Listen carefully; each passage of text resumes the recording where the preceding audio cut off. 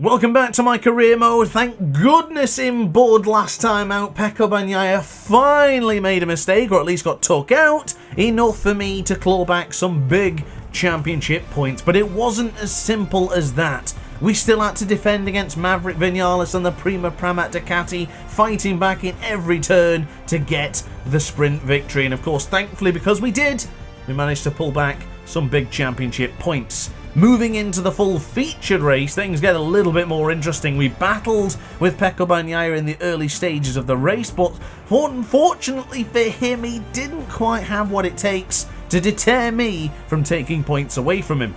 However, his teammate Fabio Di Gianantonio did have some ideas, but I was able to still better him for the majority of the race until a pivotal moment in the clash in Bud. We got through, we had the line. Di Gianantonio didn't want us to keep it and tried to send it up on the inside, resulting in a crash for him and resulting in a further 5 points from us to take away from Pecco. We now only trail by 19 points and we have every chance to pull back some more today. So here we go then, in the wet in Mandalika from the best possible spot on the grid. We wait for the red lights to go out and away we go.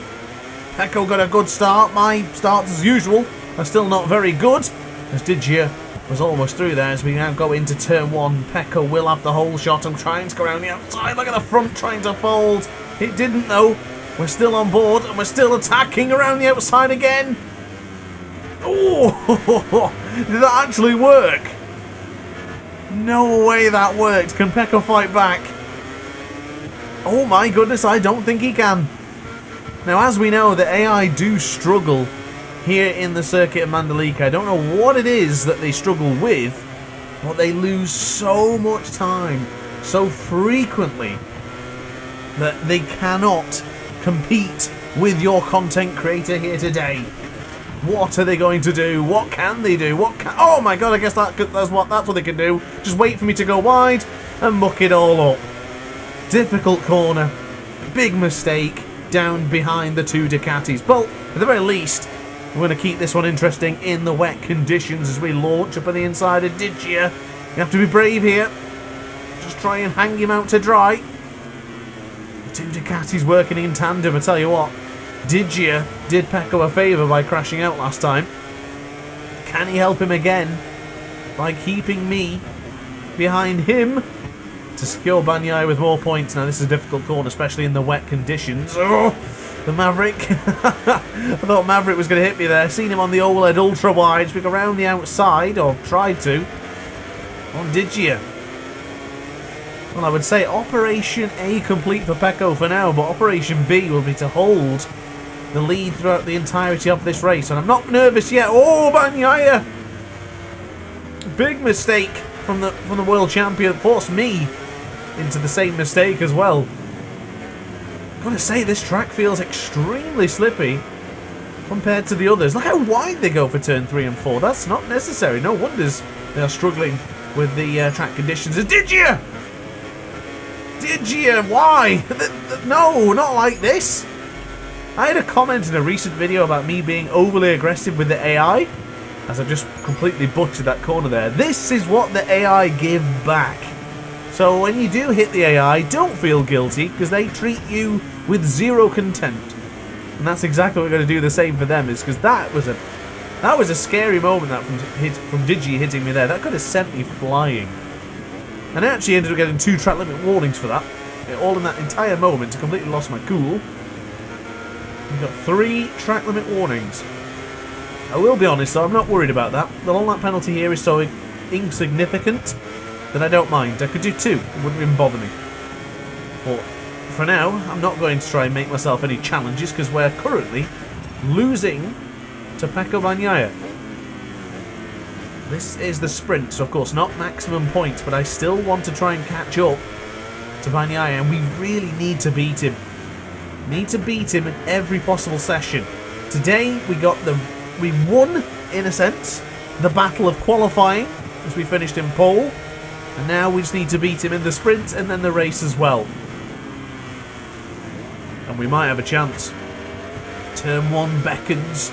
was to get closer. The gap is less than 3/10 now, ladies and gentlemen. He's going to go wide here. I'll go for the tight line. That 22-point championship deficit has now changed to 16. Oh, here he comes, though. They're both lethal going into that right-hander, aren't they? I'm surprised I didn't get hit there. I could have swore for sure that I was going to get punted off there. Marini's got a track limit warning. I don't know where he is on the circuit, but the KTMs aren't appearing in the top 5. Lovely colour scheme there on the left-hand side of your screen. Look at that. The Maverick, Acosta, and now I got distracted. Pecco's through. Lovely colour scheme on the left-hand side, but check out the right-hand side for the championship results.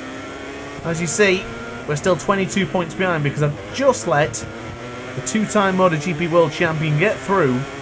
And that innocuous right-hander, such a difficult corner to get right.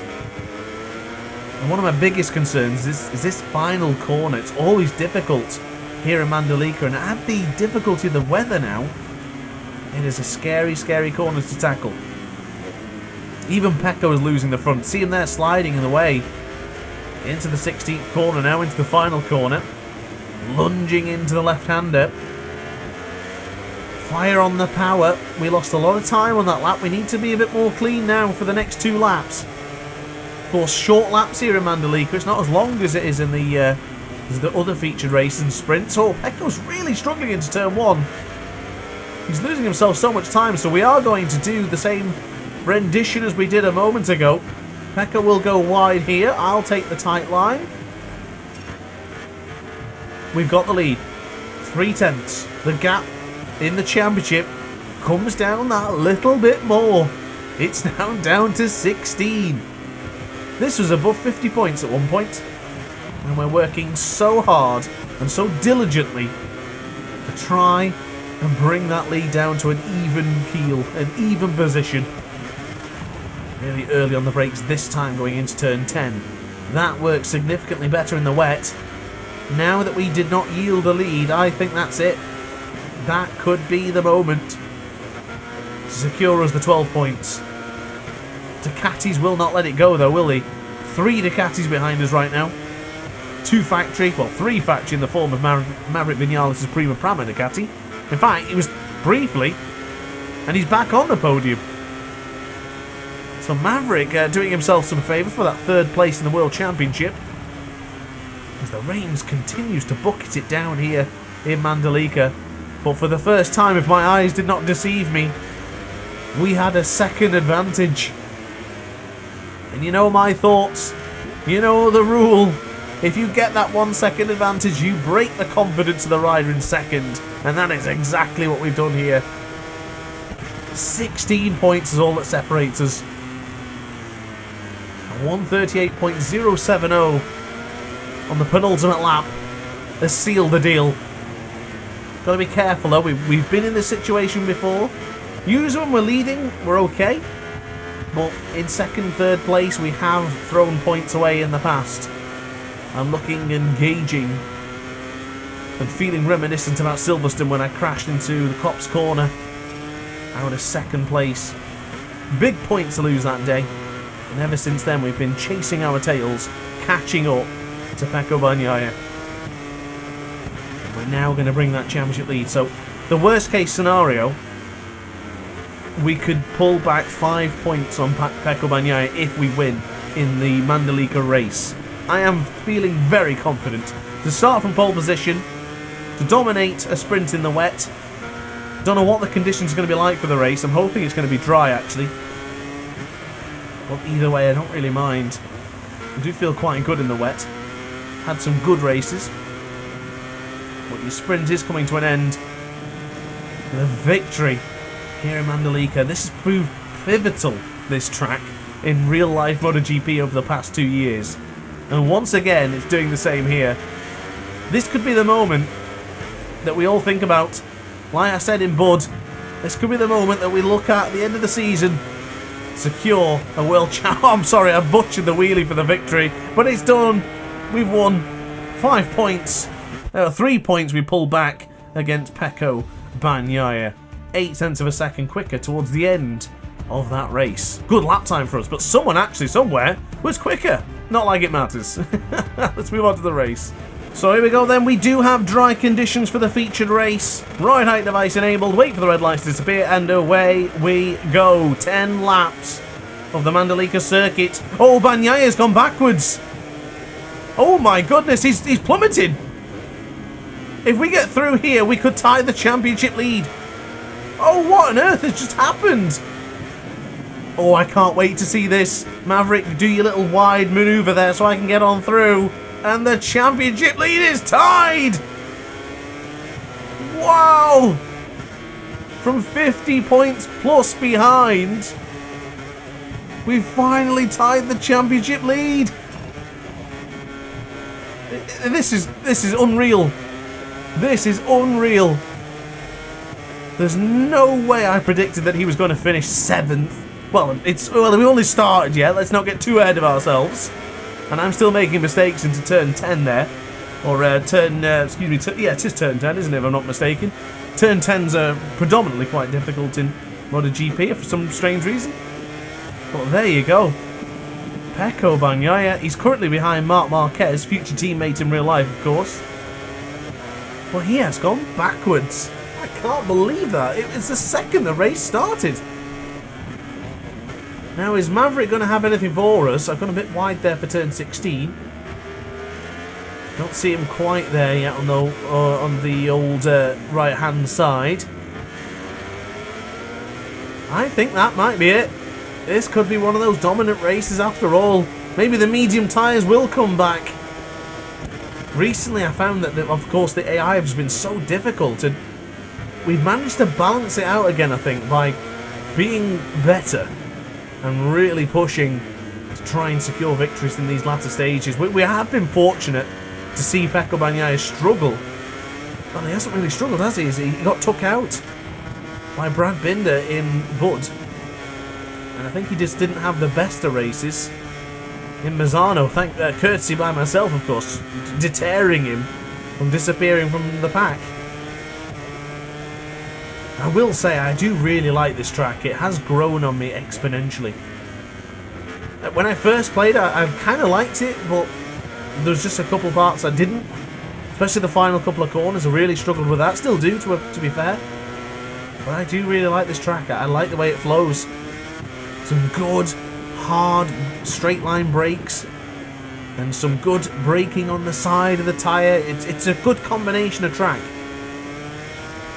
And the AI, the only downfall is they do really struggle at the circuit. It's done us a favour here today, but I can't speak for the others. And if you were wondering, I haven't reduced the race laps. It's just, unfortunately, this circuit in real life does have less laps, or at least it did, apart from this year in MotoGP in real life. And the reason for it is because the circuit's extremely abrasive, and the tyres don't last the distance, so they have to reduce the laps ever so slightly, just to balance it out, and for some reason the game still does it, even though it's not a problem anymore. But yeah, that's why we're only doing 10 laps here today. It's still on 75% race distance. I think that's what I do. Is it 50%, 75? I don't remember. I think it's something like that. I don't remember. But we're doing well right now. 1.6 seconds up from Maverick Vinales. And if all stays the same, we will finish this race joined with how many points? 400? 500? Something like that. I've actually never really paid that much attention to the points itself. I think it's 500 plus, something like that. I really can't remember. But the point being is that I've only ever been looking at the gap difference. That's all I have seen for the past 5 or 6 career mode races I've done. Plus so many points. Plus 50 points, plus 40 points, plus 30 points, plus 39 points. And yet here today we will tie the championship lead. Now, something I will mention, just in case you're not aware of this, if we do finish completely tied on points, then the rider with the most victories will secure the World Championship. And I think that might be Pecco. I think he has won more races than I have. But I'd have to look into that. So we could possibly be still not ahead technically, which we're still not ahead, of course, as you know. So we've got to make sure the next race we certainly pay up on that in Motegi for the Honda's home track and try and get at least a point more than Pecco. Secure the championship again since Mugello. I think it was the last time I led the World Championship. That's a long time ago. We've got to try and maintain this now for the next 5 or 6 rounds or so. Motegi, Chang, Sepang, Australia, Valencia. We've got a couple of rounds to go. All good tracks as well. Sepang is one I struggle at. Motegi I'm not great at. But I did have a good race there with Taka Nakagami when he announced his retirement. So I'm confident for that one. Chang International is usually not too bad. Can be really easy and sometimes really hard, so we'll have to gauge that as it goes. Sepang, of course, one of my least favourite tracks, but I've improved. And then, of course, we do have the final ones, such as Australia, which is usually quite easy, in Valencia. There is every chance we could finish our rookie season as a world champion on board the Repsol Honda. Could have swore someone's done that before. Certain 8 times world champion, Marquez. Now lean into turn 1. It's a 1.8, 1.9 gap. And you know what? I have been on autopilot this entire time. This track just feels so good with the Honda. I did a brief anti-wheelie conversation video, let's say, a while ago. And I was using Luca Marini around this track. And although the Honda wheelies a lot, you can sort of negate it around this track because of the fast turns and the way you can manoeuvre the bike. And it's another track like Bud that benefits us so much, because on those long straights where you have to pick up the bike and the bike's wheelie, I can't stop and I get terrible exit speed. That's where the Ducatis then just completely dominate. But here it's short shifting, moving quickly, turning in. The bike doesn't really need to wheelie all that much. And that's why we're looking at a 3-second advantage. Because when the bike's leant over like that, I'm using a lot of throttle, but it's still very controlled. You don't need to worry about the wheelie. The only place I will have to worry about, of course, going into turn 1 in a moment. Where this is where I'll probably lose a little bit of time. But on the brakes going into turn 1, that is where we can salvage it. And that's our fast lap of the Grand Prix. And look at the rider standings. Oh, they put me on top! They put me on top at 412 points. Wow, my 500 points estimate was very wrong. But my 400 points one was close. We are tied. 412 points each. Wow.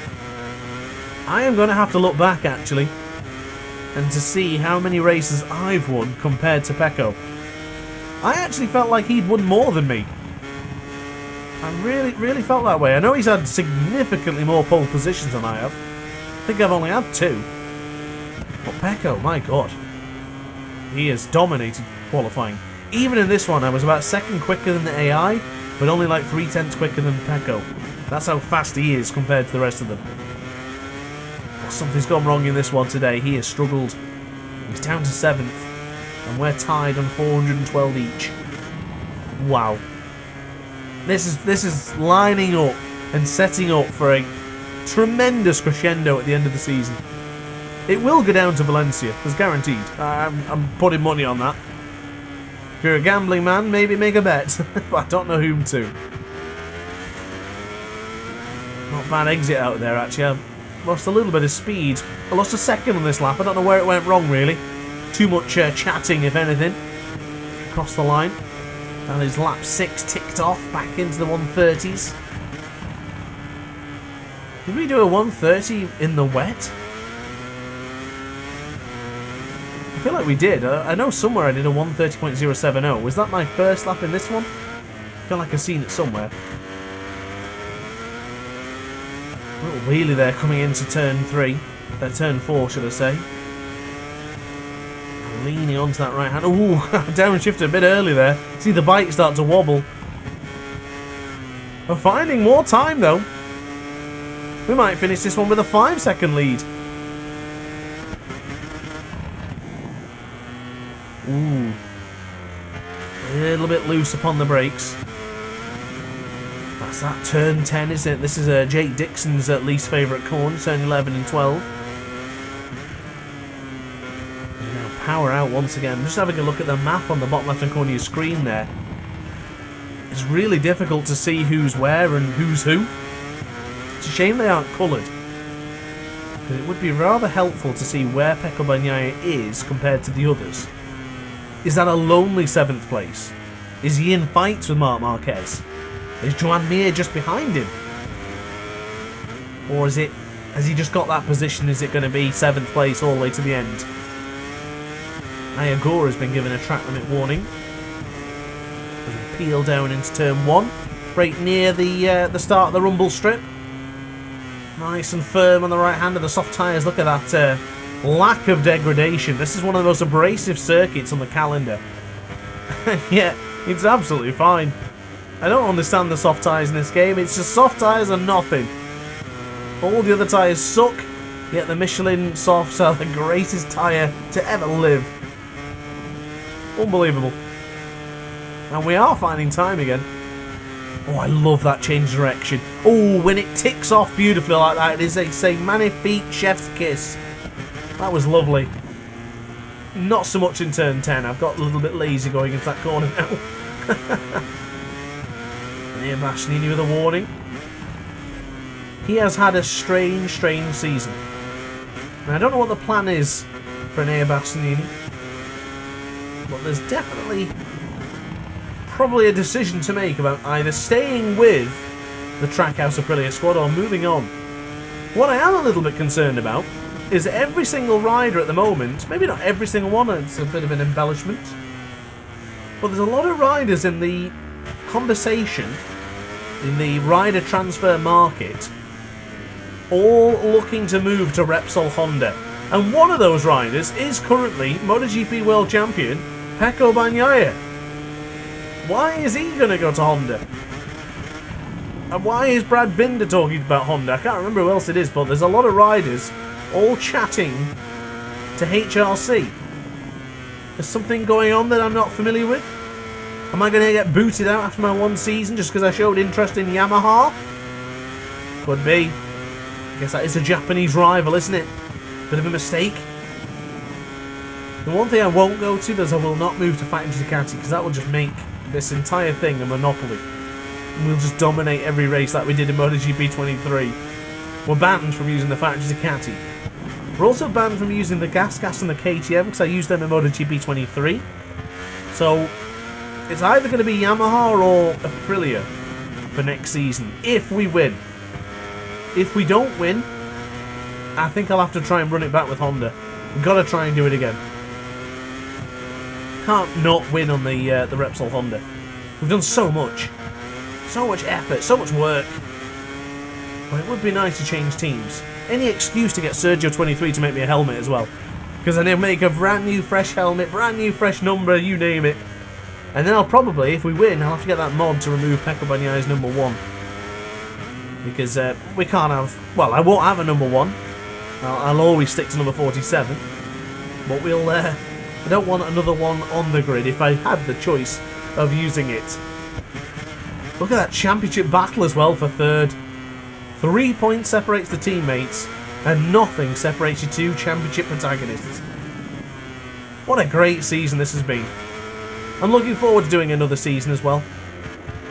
Should be able to improve quite a lot as well.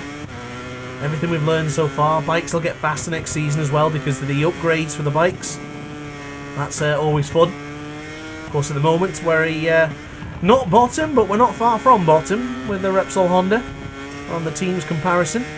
Was that rain? I did this last time, I think. Apologies, I thought that was rain. I could have swore I'd seen a drop on the... Well, not a drop, but a whole huge chunk of rain just like popping out in one corner. Yeah, my eyes deceived me, apologies. Oh, I need to get new glasses. I only just recently bought new glasses. Wait, there's more? No, there is. It's definitely rain. There's definitely rain.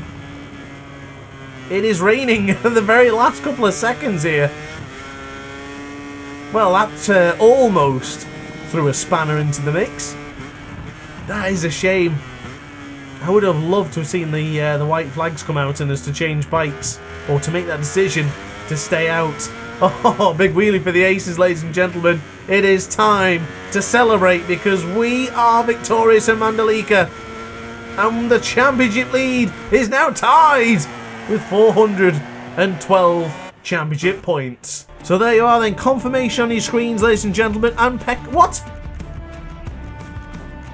I was just about to say Pecco finished 7th, meaning that we tied points, but if he finished in 6th, that means, yeah, he's 1 point ahead. What happened? Why is Marquez give him that? Ah, damn it. Marquez is officially a DrAce hater, not the other way around. Well, there you go then, guys. Thanks for watching the video. I sincerely hope you enjoyed. Like and subscribe, and I'll see you in the next episode. Ciao for now. Oh hi, didn't quite see you there. Good to see you're still here. If this video didn't quite sate your appetite, then why not watch some more DrAce content by clicking the video shown on screen now. Furthermore, if you would like to follow me on social media, you can do so now with the links down in the description.